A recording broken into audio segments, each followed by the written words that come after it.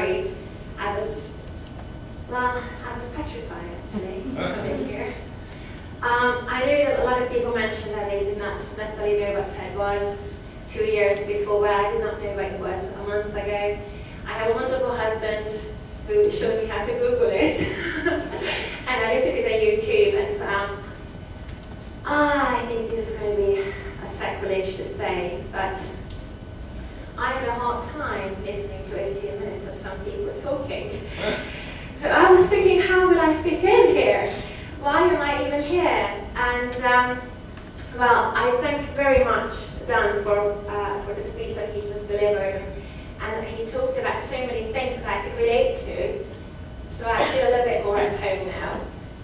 And you talked about humiliation, where we had a fair share of that. Not today though. Our vice mayor acknowledged us, and he said something about the Little People organisation. I was quite shocked. Yes. However, yesterday when I met Mr. Sorina Apostolou, he came up to me at the opening of a very important event that we are hosting right now in Cluj, and he told me, "Welcome in our city. Thank you for coming to Cluj." And he was very sincere, and I did appreciate it. But I've been living here for more than a decade. And a lot of people know about what we do, and but I would like to address this wonderful audience. I mean, you are all some of the brightest and the most brilliant people of Cluj. And you are thinkers, you are the movers and the shakers. In my speech, I would like to pinpoint some very small and little people and ask us all to keep our eyes on the little people, because they might just do some great things that we should pay attention to in the future. So I have to thank you. Alright, so this will be it.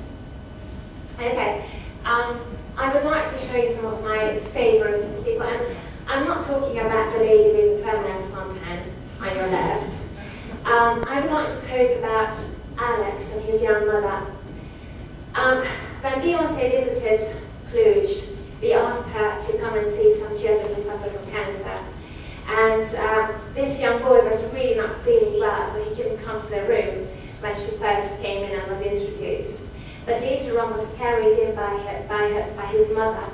And when Beyoncé saw them, she just leaped over other children and parents sitting on the floor and toys scattered everywhere, and immediately made a link with this young family. Unbeknownst to me, they knew who Beyoncé was, because just to show my ignorance, I did not know Beyoncé's music either. I was very glad she came to Cluj, and everybody told me that she should come and visit our cancer patients. So I invited her. Now, again, when I Googled her, I thought, but her lyrics are not appropriate for children. And the visuals are not appropriate for my husband. Nonetheless, we invited her, and Alex and his young mother are extreme fans of Beyoncé, know all her songs, and Alex knew exactly who visited her. It just so happens that when the toys were given out, he was given the lady from Lady and the Tramp cartoon. I don't know how many of you are parents. And that happens to be his favorite cartoon character. Alex had 1 more week to live, and he was in extreme pain because of all the tumors that were growing on his central nervous system and hurting his spine. But every time a doctor and a caring nurses looked at him and visited him, they asked him, "Who came to see Alex?" And he broke out in a beautiful smile, just like him. Aren't they beautiful? So that day, Beyoncé became a little people, a little person for me too, and gained respect in my eyes. There's another hero that Beyoncé met, and that's Adi. He has been fighting cancer 2 times and overcame when this photo was taken. Late last year, he relapsed again. And this young man, who you see in the middle there, embracing life and embracing his friends and the group that later has become called Temerari, the national community of young people who have overcome cancer and beat all odds. Thank you. This young man has relapsed late last year and was transferred to another hospital. And he was removed from his friends and people that cared for him so much. And this young man who loved life, who was laughing a lot, always smiling and hugging everyone, partying way into the night whenever he could, for the first time had fear in his eyes. And I only was able to visit him about every second week in Rizvie, and I was only allowed to spend about 5 minutes with him each time, and it broke my heart because thankfully, just before he died, his mother called me, and at that time I was in Bucharest. I took the closest flight I could. I flew there and was able to say goodbye to him. But you know, it made me mad. He died in fear. And I was so upset. I said no children in Romania should die in fear. And that hospital had a psychologist working there, a state employee. But she had hundreds of beds to take care of, and other specialities were referring patients to her. And even though she was occupying an office and sitting in the playroom of the oncology ward, she only saw 2 or 3 patients a year, children who had cancer. Well, I'm a mother. When I see something wrong, I fix it. If the milk spills, I wipe it off. If I smell a dirty diaper, I change it. So now we have a patient support bar in Rizvie as well. There you go. Just little people doing little things to fix things. Can I ask how many of you are parents? Any parents in the room? A few of you. Maybe daddies. Okay, now let me see, let me test you. When you smell something, when the child is smelly, and you have identified it as not your dirty socks, what do you do?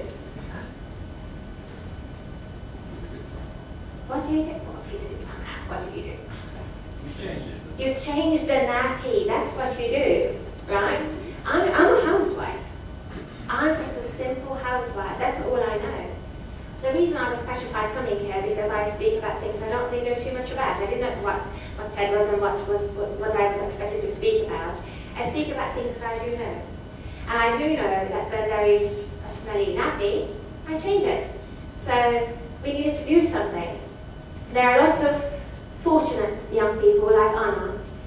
She was diagnosed early on. She had a very caring family who understood the seriousness of her illness and acted immediately, showed up on time for all the appointments, collaborated, cooperated, did everything. Anna, at an early age, said, there are not enough good doctors here who understand what we really need. You know what Anna is doing today? She is studying medicine in Bucharest. She is one of my little heroes as well.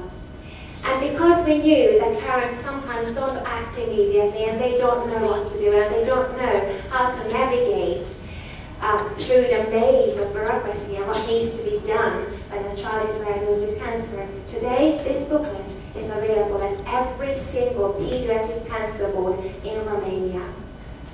I'm not a doctor. I don't know too much. But when there is a smelly nappy, I know how to change it.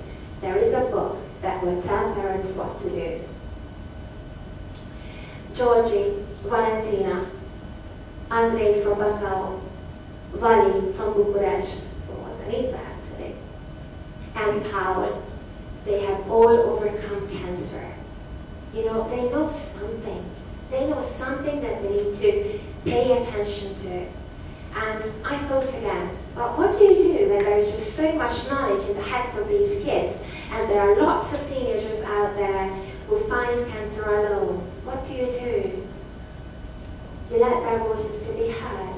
You help them, you empower them. So they wrote down what they knew about cancer. This is something that they knew and they all agreed on. And they devised and planned a campaign to tell others about it. It's called Bocci 2.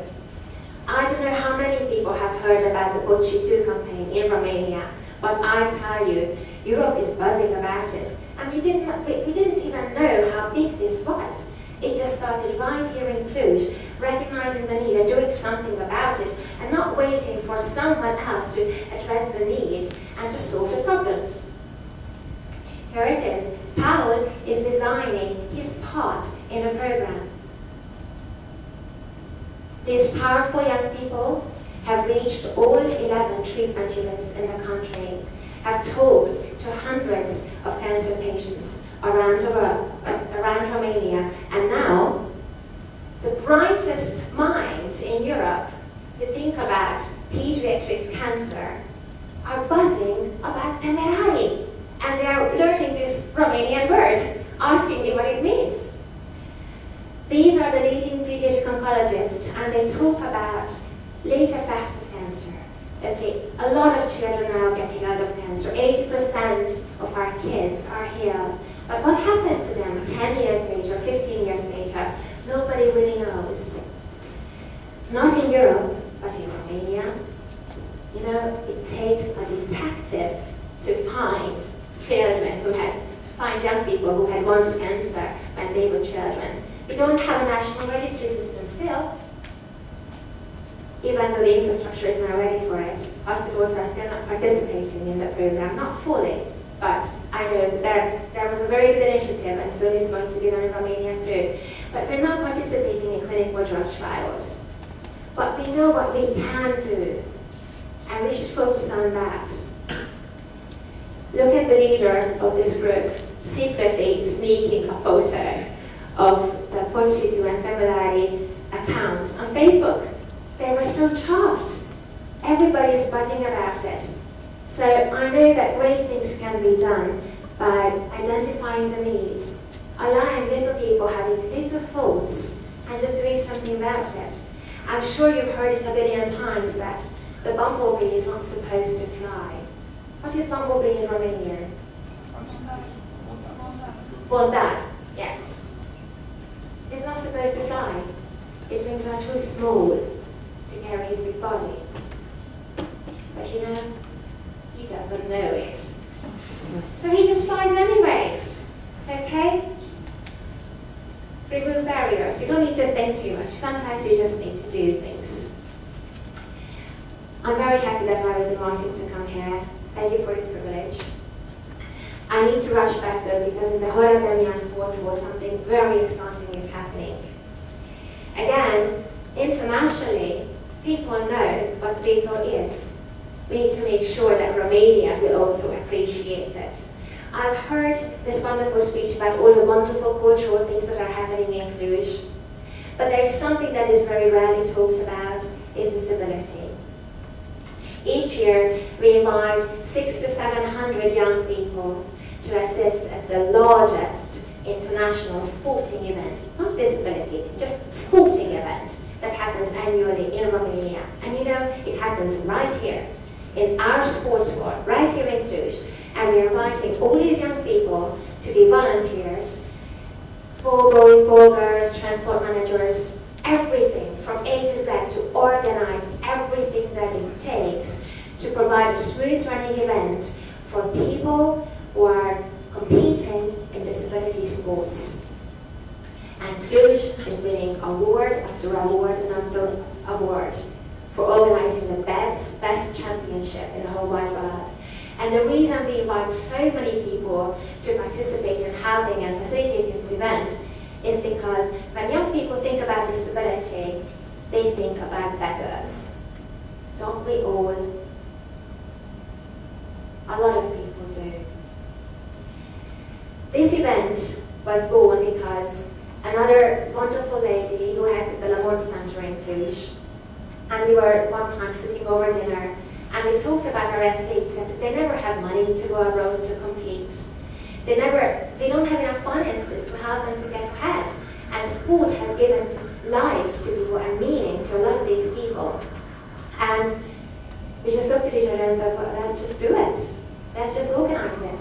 And I can relate to the TED organizers, and I would really like to applaud you for what you have done. You thought of TED said, why not here? And why not now? Let's do it. And you just did it. Well, that's how Rachel was born as well. And for the 4th consecutive year, we win the best organized event because of all these little people that you see sitting around in the back facilitating the event and believing in it, believing that it's important, it is going to make a better future, and it can be done. Thank you so much for your attention.